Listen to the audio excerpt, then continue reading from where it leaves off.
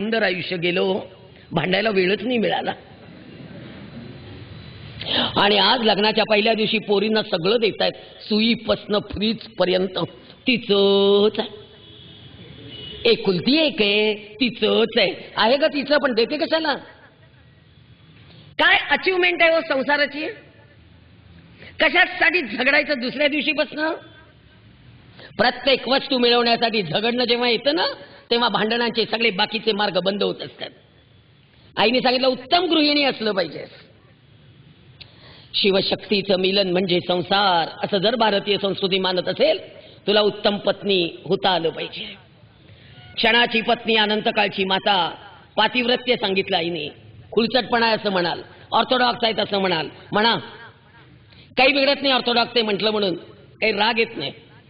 पण आईने शिवशक्तीचं मिलन म्हणजे संसार असं बजावून सांगितलं. फार छान जपलंय बाई नवऱ्याला, जपावं लागतं. आईने मला 2 बायका सांगितलेल्या, त्या दोन्ही बायका लक्षात ठेवा. एक, प्रभू रामचंद्रांबरोबर वनवासात गेलेली सीतामाई 14 वर्ष वनवासात राहिली, पण संयमानी वागली. आणि 14 वर्ष लक्ष्मणाशिवाय एकटी राहिलेली उर्मिला एकटी राजवाड्यात होती, तरी पण संयमानीच वागली. आईने 2 संयम सांगितले बाई, एक नवऱ्या बरोबरचा आणि एक नवऱ्याशिवाय. हे पातिव्रत्य आहे भारतीय स्त्रीचं. धर्मग्रंथ वाचायचे नाही, दुगीतच बडबड करायची, थोतांड आहे, थोतांड काही नाहीये. हे सगळं सत्य आहे, हे तौन सुलातून बाहेर पडलेलं आहे. आईने सांगितलं देवाचा आपल्यावर गाढ विश्वास आहे. देवाने सांगितलंय तुझ्या पोटी जे जन्माला येणारे ते उत्तम येणार आहे, त्यामुळे तुला चांगली आई होता आलं पाहिजे. आणि सगळ्यात महत्वाचा गुण, आईच्या भाषेत सांगत नाही, माझ्या भाषेत सांगते, डॉक्टर व्हा, इंजिनियर व्हा, वकील व्हा, शिक्षिका व्हा, प्राध्यापिका व्हा, प्राचार्य व्हा, शास्त्रज्ञ व्हा, इन्स्पेक्टर व्हा, कंडक्टर व्हा, सरपंच व्हा, आमदार व्हा, खासदार व्हा, राष्ट्रपती व्हा, अंतराळात जा, पाताळात जा, कुठे पण जा, भाकरी करता आलीच पाहिजे. सगळ्यात महत्वाचा गुण, स्वयंपाक आला पाहिजे. हल्ली शिकलेल्या मुलींना स्वयंपाक येत नाही. 7-7 वर्ष हॉस्टेलला आहेत पोरी, आणि तुम्ही एकदम आणता तिला आणि बोल्यावर उभी करता. परवा एका इंजिनियर झालेल्या मुलीच्या नवऱ्याचा अर्ज आहे, माझी बायको इंजिनियर आहे पण तिला सिलेंडर बदलता येत नाही, मी काय करू? म्हणलं आता काय करतो? पीठ मळ म्हटल्यावर तिला मळमळतं, मी काय करू? म्हटलं तू स्वतः कर. सगळ्या पुरुषांनो, शिकलेली बायको घरात आणायची असेल तर एकतर स्वयंपाक शिकून घ्या, नाहीतर पार्सल बांधून आणण्याची तयारी ठेवा. आता काही इलाज नाहीये. पुण्यामध्ये तर बायकांनी स्वयंपाक बंद केलेत. हल्ली पुण्या मुंबईत स्वयंपाक होत नाहीत. परवा मी श्राद्धाचं जेवायला गेले होते एका घरात, शुकशुकाट. म्हटलं अगो बाई, श्राद्धाचा स्वयंपाक एवढ्या लवकर झाला वाटतं? नाही हो, केटररला ऑर्डर दिली आहे, तो घेऊन येतोय आमसुलाच्या चटणीपासून वड्यापर्यंत. अरे बापरे. म्हटलं श्राद्धाचा स्वयंपाक सुद्धा बाहेर नाही येतो? आमचे पितर सुद्धा आता बाहेरचं खाऊन मुक्त व्हायला लागले की काय? सुनांनी भात करायचा असतो, सुनांनी तूप वाढायचं असतं, पितरांचं सगळे ऋण फेडायचे असतात. कुणी शिकवायचं? मग परत बसतात नारायण नागबळीन सगळं करत. आधी वाढा ना. जिवंतपणी पण मिळत नाही तुमच्या हातचं, आणि गेल्यावर पण मिळत नाही तुमच्या हातचं. परवा नागपंचमीला जेवायला बोलवलं होतं सवाष्ण म्हणून. पुण्यामध्ये 15 पोळ्या विकत आणल्यात पुरणाच्या, 12 रुपयाला एक. आणि विचारतात परत किती खाणार? म्हटलं 4 खाणार. त्या म्हणल्या अगो बाई तुम्ही 4 पोळ्या खाता? म्हटलं हो. नाही नाही, मोठ्या मोठ्या असतात. म्हटलं मोठ्या मोठ्या 4 खाते. वाडगावर तूप लागतंय आणि अर्धा लिटर दूध लागतं म्हटलं. त्या म्हणल्या अगो बाई फारच खाता. म्हटलं आम्ही खेड्यातले लोक फार खातो म्हणून पुरण घरात घालतो, विकत आणत नाही. विकत आणत नाही. स्वयंपाक आलाच पाहिजे. आईने शाळेत घातलं नाही, वडिलांनी घातलं. पुरुषांनो, वडील फार छान होते. 50 माणसांचं कुटुंब सांभाळणाऱ्या वडिलांना आयुष्यात कधी टेन्शन आलं नाही. आज तुम्हाला 2 माणसं सांभाळण्याचं टेन्शन काय? एकट्याच्या पगारात भागत नाही. एकट्याच्या पगारात भागत नाही. का भागत नाही? गरजा कोणी वाढवल्या? आणि एक गोष्ट ठाम बजावून सांगते, आमचं भागलं त्या काळात, कारण आमच्या गरिबीत सुद्धा समाधान होतं आणि तुमच्या श्रीमंतीत आता समाधान नाही. मांजर पाटाच्या कापडाचं एक परकर पोलका आई मला वर्षभरात एकदा शिवायची. नागपंचमीला ते घालायचं, नटायचं ते चुरगळायचं. आई तांब्यात गरम पाणी घालून द्यायची आणि म्हणायची त्याच्यावरनं फिरव. आम्ही आपले तो तांब्या फिरवायचा, पाटाखाली दडपून ठेवायचं, पुन्हा राखी पौर्णिमेला तेच घालायचं आणि पुन्हा नटायचं. आईने दिलेल्या एका परकर पोलक्याचं कधी वाईट वाटलं नाही, समाधान होतं. ठेवा का छातीवर हात आणि सांगा, आज मुलांना इतकं आणून देताय, आहे समाधान? सांगलीला गेलं आणला टॉप, कोल्हापूरला गेलं आणला टॉप, पुण्याला गेलं आणला टॉप तुळशीबागेतनं, पण समाधान काही टॉप नाही. सांगा का आयांनो, आहे का समाधान? आम्हाला 5 भावंडांना पोटभर जेवायला कधी मिळालं नाही बाई. आईची गरिबी नाही सांगत, आईची गरिबी नाही सांगत, तिने भोगलेलं पण सांगत नाही. पण आम्हाला 5 भावंडांना पोटभर जेवायला मिळायचं नाही. आई सांगायची 5 जणांना मी पोटभर घालू शकत नाही बाई, एकाने कुणीतरी रोज उपास करा. आम्ही रोज एकाने कुणीतरी उपास केलाय. आणि ज्या वेळेला धाकट्या भावाचा उपास यायचा त्यावेळेला आम्ही मोठी भावंड सांगायचो, आई त्याला उपास घालू नको ग, तो किती लहान आहे. आईने मला एक तीळ 7 जणांच्यात वाटून खायला शिकवला.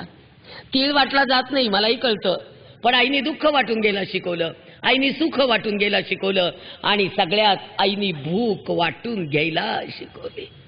मला भूक कळते, त्यामुळे आता माणसांची भूक कळते.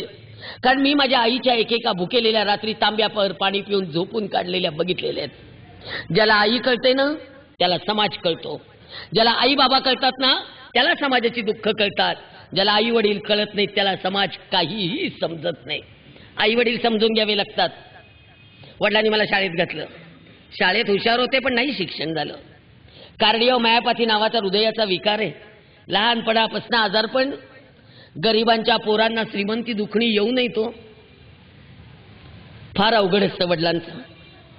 वडील माझं दुखणं काढता काढता कर्जबाजारी झाले. आई मला पोटाशी घेऊन त्या काळात फार रडली. त्यावेळेला आईला बजावून सांगितलं, आई रडू नको ग, तुझ्या डोळ्यातलं पाणी मला बघवत नाही. आणि देवाला ठामपणे सांगितलं, देवा आज माझ्या आईच्या डोळ्यात माझ्यामुळे इतकं पाणी आहे, यापुढे इतकं चांगलं वागायला शिकव. माझी आई माझ्यामुळे आयुष्यात कधी पुन्हा रडणार नाही. मुलींनो एक वाक्य लिहून ठेवा, माझ्यामुळे कुणाच्या डोळ्यात पाणी आलं तर ते जीवन व्यर्थ असतं, पण माझ्यासाठी कुणाच्या डोळ्यात पाणी आलं तर ते जीवन सार्थ असतं. माझ्यासाठी कुणीतरी रडलं पाहिजे. सांगून टाकलं वडिलांना, आत्महत्या करणार आहे. वडील म्हणले, भित्री माणसं मरून जातात, खंबीर माणसं जगतात, आणि मला तुझ्यामध्ये इतकी खंबीर स्त्री दिसते जी पुढे जाऊन धर्माचं काम करणार आहे. वडिलांनी रोज नवीन एक पुस्तक वाचून दाखवलं, रोज नवीन एक पुस्तक. समृद्ध केलं वडिलांनी. चिंतनाची सवय लागली, मननाची सवय लागली. पहिलं पुस्तक वडिलांनी समोर आणून ठेवलं, स्वातंत्र्यवीर विनायक दामोदर सावरकरांचं माझी जन्मठेप. माझी जन्मठेपनी माझ्या आयुष्याची दिशा बदलली हो. मुलांनो, जन्मठेपच्या पहिल्या पानावर एक वाक्य लिहिलेलं आहे, आयुष्यात एकदा तरी जीवनाच्या कोणत्याही वळणावर माझी जन्मठेप वाचा, म्हणजे छोट्या छोट्या अपयशाने तुम्ही खचून जाणार नाहीत, तुम्हाला आत्महत्या करण्याचं धाडस होणार नाही. वडिलांनी मला इतकं समृद्ध केलं, चिंतनाची सवय लागली, मननाची सवय लागली, आणि मी 5.5 वर्षांनी बरी झाले. हिंडायला लागले, फिरायला लागले. पण आईला शिक्षण महत्वाचं नाही हो वाटलं. ती म्हणाली, जो वय वाढलंय आता मी तुझं लग्न करेन. आणि वर्षभराने आईने माझं लग्न केलं. 18 पूर्ण झाले होते. आईने मला एकत्र कुटुंबात दिली. आता मी 5:30ला उठायला लागले, मला झोपायला 12 वाजायला लागले. आता त्या घरातली मी सून होते. असल्या साड्या नेसून स्वयंपाक केलेला सासूबाईंना कधी आवडला नाही. 9वारी साडीतला स्वयंपाक. आणि आमच्याकडे अजून सुद्धा गॅसवरचा स्वयंपाक देवाच्या नैवेद्याला चालत नाही, चुलीवरचा स्वयंपाक आहे. आज मी 18 संघटनांची प्रतिनिधी आहे, पण मी माझ्या देवाचा नैवेद्य अजून सुद्धा चुलीवरच करते. कारण मी माझ्या सासूबाईंना मरताना वचन दिलंय, तुमचे देव आणि तुमचा मुलगा मी प्राणपणाने सांभाळणार आहे. ते वचन पाळतीये मी. बायकांनो, देवांचे शॉर्टकट करायचे नसतात. केसांचे पण शॉर्टकट नाहीत आणि देवांचे पण शॉर्टकट नाहीत. चालत नाहीत असलं काही. नवरा पत्रकार मिळाला, प्रचंड कडक माणूस, 16 वर्तमानपत्र घरात यायची, पहिल्या शब्दापासून शेवटच्या शब्दापर्यंत सगळे पेपर वाचणारा नवरा, पहिल्या बातमीपासून शेवटच्या बातमीपर्यंत सगळ्या बातम्या ऐकणारा नवरा. इतका प्रचंड बुद्धिमान नवरा मिळाला, पण अत्यंत रागीट, अत्यंत कडक. तक्रार करत नाहीये, स्वभाव सांगतीये. कारण आमचा काळ असा होता, नवऱ्याने मारलं आणि पावसाने झोडलं, सांगायचे कुणाला. यांच्या हातात चहाचा कप देताना कब्बशा सकट बांगड्या वाजायच्या. चहा साखर जास्त पडली तरी रागवायचे, कमी पडली तरी रागवायचे. अजून कळलं नाही एकसारखा चहा का करता आला नाही. रोज चहाची चव बदलायची आणि रोज बोलणी खायची. सकाळी उठल्यावर एकच काम, बोलणी खायची. पण सासूबाई छान होत्या. जेवढं दुःख आईच्या आठवणीने होतं त्याच्यापेक्षा जास्त दुःख मला सासूबाईंच्या आठवणीने होतं. फार छान होत्या त्या. त्या म्हणायच्या, रडत जाऊ नको ग, रोज आतमध्ये चहा पिऊन बघत जा. साखर जास्त पडली दूध घालून द्यायचं, दूध जास्त पडलं साखर घालून द्यायची. यांना काही कळत नाही आपण आतमध्ये काय काय गोंधळ करतो ते. सासूबाई छान होत्या. एका स्त्रीने दुसऱ्या स्त्रीला समजावून घेतलं पाहिजे. एका स्त्रीने दुसऱ्या स्त्रीचं दुःख जाणून घेतलं पाहिजे आणि एका स्त्रीने दुसऱ्या स्त्रीला मान दिला पाहिजे. सासूबाई छान होत्या. चांगला झाला संसार. 38 वर्ष लग्नाला पूर्ण. नवऱ्याने आजपर्यंत एकदाही विचारलं नाही, कुठे बाहेर फिरायला जाऊया का, सणाला साडी आणूया का, तुला काही आवडतं का, तुला एखादी वस्तू आणू का. एकही प्रश्न मी 38 वर्षात ऐकलेला नाही. पण एक प्रश्न रोज ऐकलाय, आजचे पेपर वाचले का, डोक्यात काही शिरलं का, बातम्या समजल्या का, बातम्या ऐकल्या का, अग्रलेख कसा वाटला. एक दिवस खोटं सांगितलं, वाचला. हे म्हणाले काय महत्वाचं वाटलं. त्या दिवशी कळलं, एक खोटी 100 खोटं बोलायला लावतात. त्या दिवशी सांगून टाकलं, वेळ होत नाही, धुणं भांडी घरात आहे.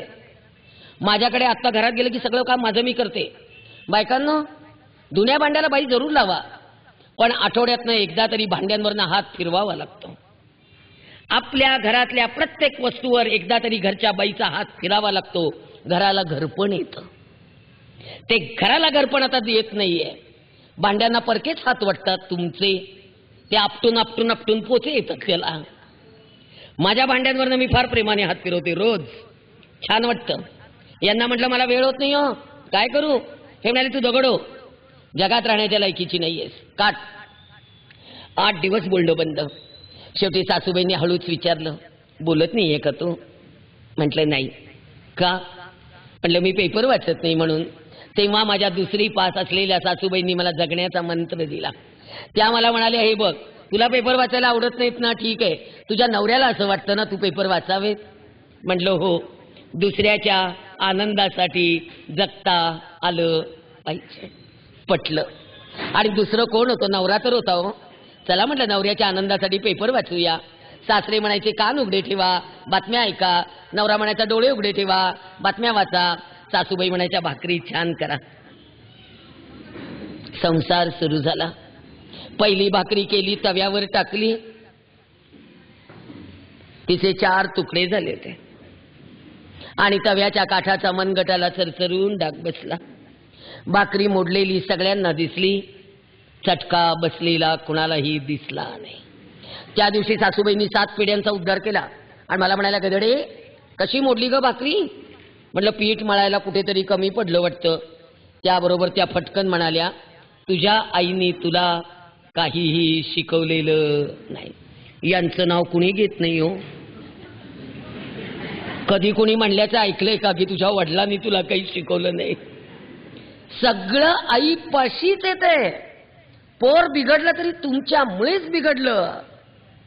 माझ्या आईचं नाव घेतलं आणि मी जी रडायला सुरुवात केली. माझ्या आईला वेळ नव्हता हो. मी आईला मनातल्या मनात नमस्कार केला आणि म्हटलं, आई ग, आज माझं चुकलं, माझ्या हातनं भाकरी मोडली, पण बोलणी तुला खावी लागली. यापुढे फार चांगलं वागेन बाई, ज्यामुळे तुला बोलणी नाही खावी लागणार. सगळ्या मुलींनो, दुसऱ्याच्या घरात उमरा ओलांडून जेव्हा आपण पहिल्यांदा जाऊ त्यावेळेला इतकी काळजी घ्या की आपल्या आईला कुणीही नावं नाही ठेवणार. 25 वर्ष सांभाळायचं आणि परत बोलणी खायची. मी सासूबाईंना नमस्कार केला आणि म्हटलं, आज माझं चुकलं. माझ्या आतमध्ये जे जे जे जे सुंदर आहे ते सगळं माझ्या आईने दिलेलं आहे हो. पण फक्त ज्या चुका होतील ना त्या माझ्या आहेत. त्यामुळे माझ्या चुकांसाठी मला बोला, माझ्या आईला मात्र बोलू नका हो. सासूबाई म्हणाल्या, भाकरी मोडली की घर मोडतं, अपशकुन असतो. घरात भांडणं होतात. त्या दिवशी नंतर मी इतकी घाबरले, गेल्या 37 वर्षात पुन्हा कधी भाकरी मोडली नाही आणि भाकरीला चीर जाऊ दिली नाही. रामतीर्थकरांच्या घरात माझ्यामुळे एकदाही भांडण झालेलं नाही. कसला हट्टच केला नाही. माहेरी जाते म्हटलं नाही, साडी घ्या म्हटलं नाही. माहेरच्या कुठल्याही कार्याला मी एकदाही गेले नाही. मुलींनो, माहेरच्या कार्याला गेले नाही याचं कारण आज मी तुम्हाला सांगते देवासमोर. मला 2 साड्या होत्या हो, तिसरी साडी नव्हती. मी माझ्या नवऱ्याची गरिबी दाखवायला माहेरी कधीही गेले नाही. मी माझ्या नवऱ्याची गरिबी या पदरामध्ये बांधून टाकली. हा तारणकर्तीचा पदर आहे, हा ऐश्वर्याचा पदर आहे, हा भारतीय स्त्रीचा पदर आहे. या पदरामध्ये सगळं सामावून टाकायचं असतं बाई. नवऱ्याचा कमीपणा, सासरचा कमीपणा, खाल्लेली बोलणी, हे सगळं साठवायला तो पदर समर्थ आहे. आणि शेवटी मातृत्वाचा पदर आहे बाई. त्यामुळे सगळं या पदरामध्ये बांधून टाकलं. चांगला झाला संसार, समाधानाचा संसार. आईला कधी काही जाऊन सांगितलं नाही, कधी मिस कॉल केले नाही. तो आमच्या वेळेला मिस कॉलची भानगड नव्हती. हल्ली मुलींना पदरच नाही, कशात बांधणार आहेत देवाला माहिती बाबा. आणि चुडीदारला ओढण्या घेत नाही. कशात बांधणार ग हे सगळं? अगं 500